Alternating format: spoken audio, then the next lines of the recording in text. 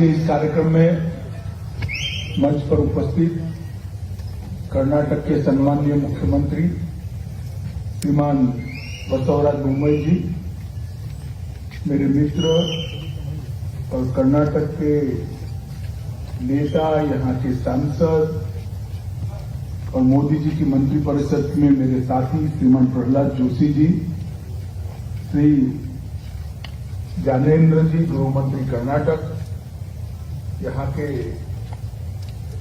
महिला और बाल विकास मंत्री हलप्पा जी, यहाँ के विधायक श्री अरविंद बेल्लाट जी,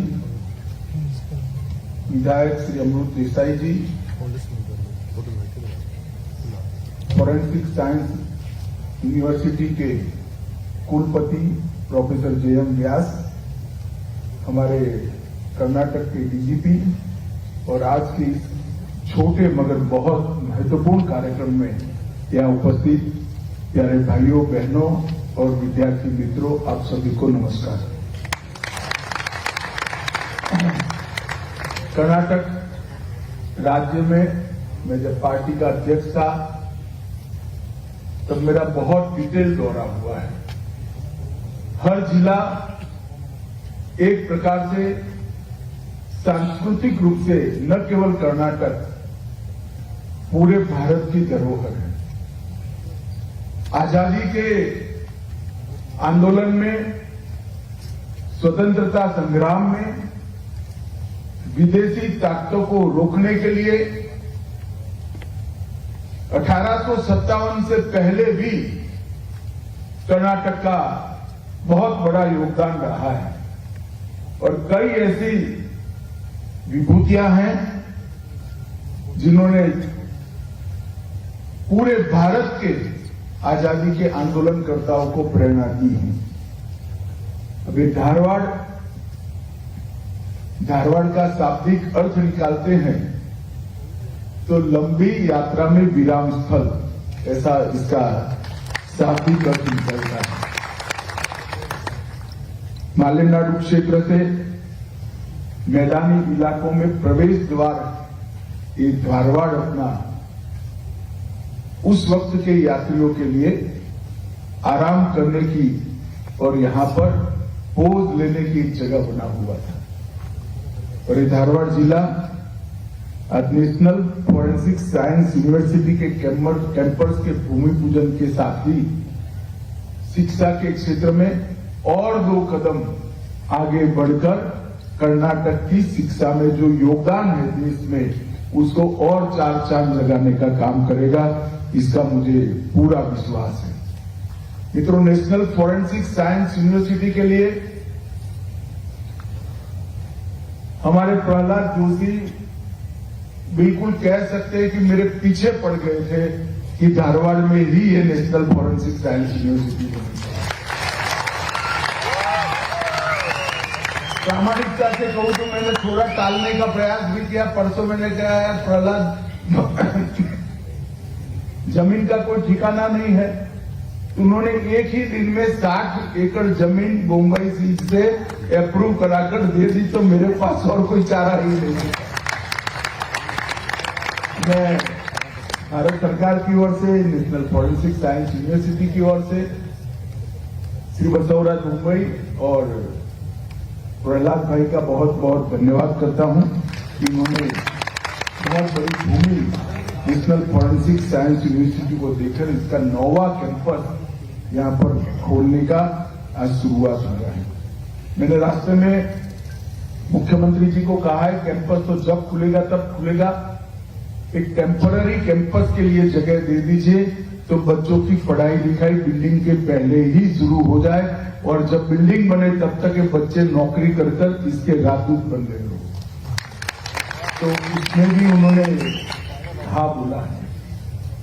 मित्रों, हमारे देश में फॉरेंसिक साइंस का डिपार्टमेंट शुरू करने का यश भारतीय जनता पार्टी के नेता और एनडीए सरकार में भारत के गृह मंत्री श्रीमान अडवाणी जी को जाता है।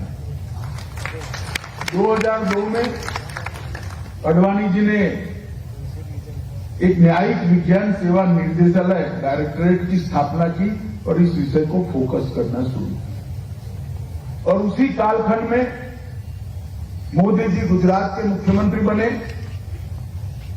मेरे लिए सौभाग्य की बात है कि उस वक्त मैं गुजरात का गृह मंत्री बना और वहां पर फॉरेंसिक साइंस के बारे में समग्र विश्व में सबसे अच्छी फॉरेंसिक साइंस लैब कहां बने, इसका इनिशिएटिव लेने की शुरुआत उस वक्त के गुजरात के मुख्यमंत्री और आज के हमारे प्रधानमंत्री नरेंद्र मोदी जी ने।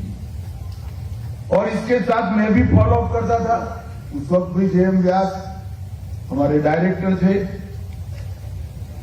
और जब इसको बढ़ाने की शुरुआत की तब एक्सपर्ट्स की बहुत बड़ी कमी सामने आई। इंस्ट्रूमेंट तो आ सकते हैं, बिल्डिंग भी बन सकता है, लेबोरेटरी भी बन सकती है, मगर इसके लिए फॉरेंसिक साइंस के क्षेत्र के अगर एक्सपर्ट नहीं मिलते हैं तो फॉरेंसिक साइंस का जो क्रिमिनल जस्टिस सिस्टम में योगदान हम सोचते हैं उसको जमीन पर नहीं उतारा जा सकता। तब मोदी जी ने निर्णय किया कि गुजरात के अंदर गुजरात फॉरेंसिक साइंस यूनिवर्सिटी बनाई जाए, जो बच्चों को 12th के बाद ही सीधा फॉरेंसिक साइंस के क्षेत्र में पढ़ाई लिखाई की व्यवस्था करे, बीएससी, एमएससी, डॉक्टरेट और बाद में रिसर्च की सारी सुविधा फॉरेंसिक साइंस के हर क्षेत्र के अंदर हो। यूनिवर्सिटी बनी, परिणाम बहुत अच्छे आए। शुरू में तो यूनिवर्सिटी बहुत प्रसिद्ध नहीं थी, मगर पहली 5 बैच 100% बैच समाप्त होने के पहले ही उनको नौकरियां मिलने की शुरुआत हो गई और इस फील्ड के अंदर काफी विद्यार्थियों को इंटरेस्ट है। अब विज्ञान के विद्यार्थी हो, बीएससी करो, एमएससी करो और बाद में फॉरेंसिक साइंस की ट्रेनिंग लो और 12th के बाद सीधा फॉरेंसिक साइंस के ही विद्यार्थी बनो। दोनों के बीच में मूलभूत अंतर आता है, क्योंकि आपके बेसिक फंडामेंटल साइंस ग्रेजुएट के फॉरेंसिक साइंस की दृष्टि से जब डाले जाते हैं, क्लियर हो जाते हैं, तो आगे आप रिसर्च एंड डेवलपमेंट के लिए बहुत अच्छा काम कर सकते हैं। और इस दृष्टि को जब मोदी जी यहां प्रधानमंत्री बने, 2019 में तीसरी बार प्रधानमंत्री बने, तब यहां पर भी नेशनल फॉरेंसिक साइंस यूनिवर्सिटी राष्ट्रीय स्तर पर भी बनाने का विचार आया और फिर से मेरा सौभाग्य है कि वहां पर भी मैं गृह मंत्री था, यहां पर भी मैं गृह मंत्री था और और आज नेशनल फॉरेंसिक साइंस यूनिवर्सिटी बन चुकी है। इसका 9वें कैंपस की आज भूमि पूजन और शिलान्यास भी हो चुका है। एनएफएसयू के इस परिसर के अंदर फॉरेंसिक साइंस के संबंधित विषय, जिसमें cyber security, digital forensic, artificial intelligence, DNA forensic, food processing, environment forensics, agriculture forensics के मुख्य रूप से एक्सपर्ट बनाने की तक बढ़ाई जाए। फॉरेंसिक साइंस का हर कैंपस अपने आप में फॉरेंसिक साइंस के सभी विधाओं का, सभी ब्रांचेस का हमारे विद्यार्थियों को ज्ञान देगा, मगर सबके बीच में कुछ विषय को हमने आवंटित भी कर दी, जिससे वहां रिसर्च का काम होगा, वहां एक्सपर्ट बनाने का काम होगा और समग्र विश्व में सबसे ज्यादा एक्सपर्ट्स अगर फॉरेंसिक साइंस में किसी एक देश के अंदर 5 साल के बाद होंगे, मैं बड़े विश्वास के साथ देश की जनता को कह सकता हूं, तो वो भारत में होंगे और कहीं नहीं। क्योंकि पूरे विश्व के अंदर फॉरेंसिक साइंस यूनिवर्सिटी अपने आप में एक पहली यूनिक यूनिवर्सिटी है और इसकी शुरुआत हमने जो की है वो निश्चित रूप से पहली शुरुआत करने वाले संस्थानों को इसका जो फायदा मिलता है, ये नेशनल फॉरेंसिक साइंस यूनिवर्सिटी को जरूर मिलेगा। मित्रों, क्राइम की दुनिया बहुत तेजी से बदल रही है। जाली नोट का कारोबार, हवाला ट्रांजैक्शन, बॉर्डर पर घुसपैठ, नारकोटिक्स, साइबर क्राइम, महिलाओं पर के अपराधी कई कदम पुलिस से आगे निकल गए थे। और जब तक पुलिस अपराधी से 2 कदम आगे नहीं रहती, प्रिवेंशन ऑफ क्राइम संभव ही नहीं। और अगर पुलिस को 2 कदम आगे रहना है तो इसकी पहली शर्त है कि दोष सिद्दीक का प्रमाण, कन्विक्शन रेशियो को हमें बढ़ाना पड़ेगा। इस पर मैं बाद में आऊंगा, परंतु जब तक इन्वेस्टिगेशन का आधार साइंटिफिक न हो, इन्वेस्टिगेशन का आधार फॉरेंसिक साइंस के बेस पर न हो, आप कोर्ट के अंदर अपराधी को सजा नहीं दिला सकते। और अगर इसको करना है तो बहुत जरूरी है कि 6 साल और 6 साल से ज्यादा जिस अपराध में सजा है, वो सभी क्राइम सीन पर सबसे पहले फॉरेंसिक साइंस के ऑफिसर को। मैं जब से गृह मंत्री बना तब से पूरे देश के मुख्यमंत्रियों को आग्रह करता हूं, डीजीपी कॉन्फ्रेंस में भी कहता हूं, मुझे आज आनंद है कि दिल्ली के बाद कर्नाटक दूसरा राज्य बना है जिसने अर्बन एरिया के अंदर 6 साल से ज्यादा सजा वाले सभी क्राइम के अंदर फॉरेंसिक साइंस के एक्सपर्ट की विजिट को कंपलसरी कर दिया है। मुझे लगता है इससे क्राइम डिटेक्शन और सजा करने में ढेर सारा सुधार होगा। मित्रों, जब भारत हर क्षेत्र में आगे बढ़ रहा है तो विश्व भर से हमारी चुनौतियां भी बढ़ी, और हमारी चुनौतियां जब बढ़ती है तब हमने समझकर चलना चाहिए कि उसको चुनौतियों के अनुरूप हमने हमारे एक्सपर्ट्स भी तैयार कर लिए। मेरी दृष्टि से कानून और व्यवस्था के 3 हिस्से हैं। एक प्रैक्टिकल लॉ एंड ऑर्डर जो पुलिस का काम है, क्राइम इन्वेस्टिगेशन जिसमें फॉरेंसिक साइंस का बहुत बड़ा रोल है, और फिर क्रिमिनल जस्टिस सिस्टम को स्ट्रेंथन करना।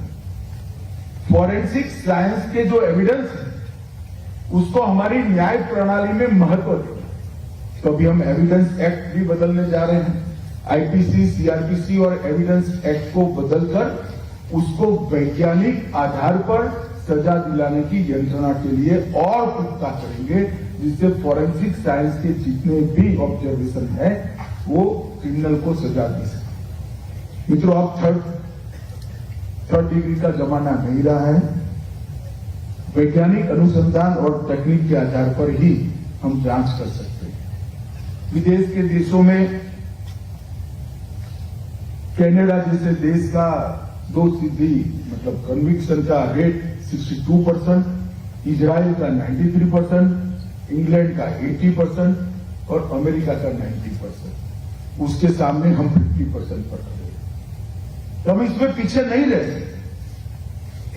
अगर भारत में कानून और व्यवस्था की परिस्थिति ठीक करनी है तो हमें हमारा दोष सिद्धि का प्रमाण बढ़ाना पड़ेगा। हमारी क्रिमिनल जस्टिस सिस्टम को फॉरेंसिक साइंस के द्वारा हुआ इन्वेस्टिगेशन के साथ इंटीग्रेट करना होगा, और कुछ जघन्य अपराधों के लिए फॉरेंसिक साइंस की जांच को अनिवार्य करना होगा। अब फॉरेंसिक साइंस की जांच को पूरे देश भर में हर थाने में अनिवार्य करना है 6 साल से ज्यादा अपराधों के लिए, तो हर साल हमें 8 से 10 हजार फॉरेंसिक साइंस के एक्सपर्ट 9 साल तक चाहिए। और हमारी capacity national forensic science university बनने के पहले Gujarat state forensic science university की कैपेसिटी 500, तो हो ही नहीं सकता। अब देश के सभी राज्यों में धीरे धीरे नेशनल फॉरेंसिक साइंस यूनिवर्सिटी के कैंपस खोलने के बाद 10,000 एक्सपर्ट हमें निश्चित मिलेंगे, जो आने वाले कई सालों तक क्रिमिनल जस्टिस सिस्टम को स्ट्रेंथन करने का देश की सेवा करेंगे। भारत सरकार ने फॉरेंसिक साइंस के क्षेत्र में ढेर सारे इनिशिएटिव लिए हैं। हमने चंडीगढ़ में अत्याधुनिक डीएनए विश्लेषण लैब बनाया है। इसके साथ साथ पुणे सीएफएसएल को 62 करोड़ की लागत से आधुनिक बनाया। गुवाहाटी CFSL को 50 करोड़ की लागत से, भोपाल CFSL को 53 करोड़ की लागत से और कोलकाता CFSL का 88 करोड़ की लागत से अभी अपग्रेडेशन चालू है। मित्रों, NFPSU ने पूरे देश भर के अंदर दिल्ली, भोपाल, गोवा, त्रिपुरा, पुणे, मणिपुर और गोवा ये सब जगह कैंपस खुला है और आज धारवाड़ के अंदर भी एक कैंपस की शुरुआत हो गई है, जो कर्नाटक के युवाओं को जॉब अपॉर्चुनिटी की दृष्टि से और समग्र कर्नाटक की जनता को क्राइम से बचाने के लिए, लॉ एंड ऑर्डर को ठीक करने के लिए आशीर्वाद रूप होगी। इसका मुझे फायदा है, विश्वास है, ये फायदा जरूर कर्नाटक को मिलने वाला है। NFSU ने लगभग 70 से ज्यादा देश और विविध संगठनों के साथ 158 से ज्यादा MOU किया है, जिससे पूरी दुनिया के क्राइम की डिटेक्शन के अंदर NFSU सेवा कर सके। मित्रों, फॉरेंसिक साइंस की यूनिवर्सिटी बनी है, वो केवल बच्चों को पढ़ाने का काम नहीं करती, ट्रेन मैन पावर खड़ा करने का काम नहीं करती, फॉरेंसिक इंफ्रास्ट्रक्चर को मजबूत करने के लिए भी देश भर को वो असिस्ट करती। जैसे अभी मैंने 5 मोबाइल वैन देखे, तो कर्नाटक पुलिस ने फॉरेंसिक साइंस लेबोरेटरी के साथ चर्चा कर वो उसको बनाए और एक ट्रेन मैन पावर का निर्माण करती और टेक्नोलॉजी के उपयोग को इन्वेस्टिगेशन में बढ़ाती है और रिसर्च और डेवलपमेंट के माध्यम से फॉरेंसिक साइंस के क्षेत्र में भारत को दुनिया में सर्वप्रथम लाने के लिए भी NFSU काम कर रहा है। मित्रों, हमने अभी एक नफीस कर ऐप